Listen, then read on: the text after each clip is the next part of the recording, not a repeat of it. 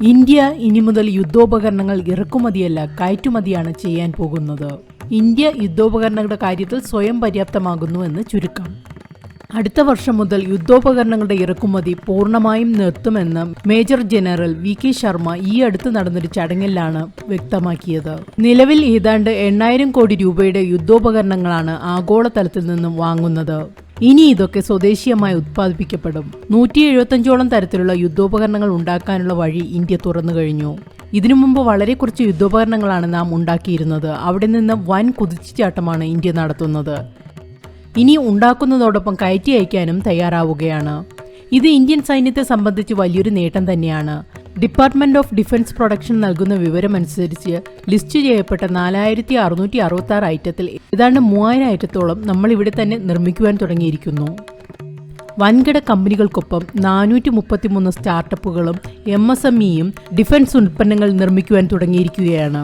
ഇവരുമായി ഇതുവരെ 302 കോൺട്രാക്റ്റുകൾ ഒപ്പിട്ട് കഴിഞ്ഞതായാണ് ലഭിക്കുന്ന വിവരം. പ്രധാനമന്ത്രിയുടെ മേക്ക് ഇൻ ഇന്ത്യ എന്ന ലക്ഷ്യത്തിലൂന്നിയാണ് ഇതൊക്കെ സാധ്യമാക്കിയത്.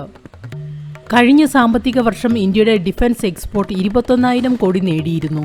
ഈ അടുത്ത് ഫിലിപ്പീൻസിലേക്കും നമ്മളൊരു ബ്രഹ്മോസ് മിസൈൽ കയറ്റി അയച്ചിരുന്നു.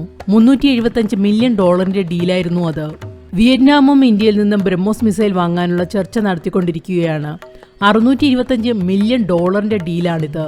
ഇന്തോനേഷ്യയും $200 മില്യൺ വരുന്ന ബ്രഹ്മോസ് മിസൈലിനായുള്ള ആവശ്യം ഉന്നയിച്ചിരിക്കുകയാണ്. ഇതുവരെ 8 രാജ്യങ്ങളുമായി ബ്രഹ്മോസ് മിസൈൽ കയറ്റി അയക്കുന്നത് സംബന്ധിച്ച ചർച്ചകൾ നടന്നതായാണ് റിപ്പോർട്ടുകൾ സൂചിപ്പിക്കുന്നത്.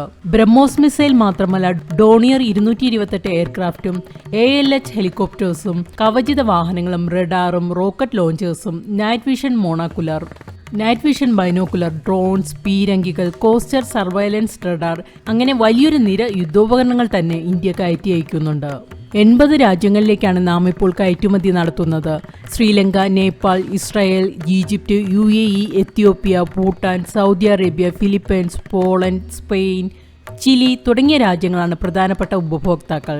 ഹിന്ദുസ്ഥാൻ എയറോനോട്ടിക്കൽ ലിമിറ്റഡിൽ ഉണ്ടാക്കുന്ന ഫൈറ്റർ ജെറ്റ് തേജസും അതിന്റെ ഹൈ വേരിയൻസും വിപണനം നടത്താനുള്ള ഒരുക്കത്തിലാണ്.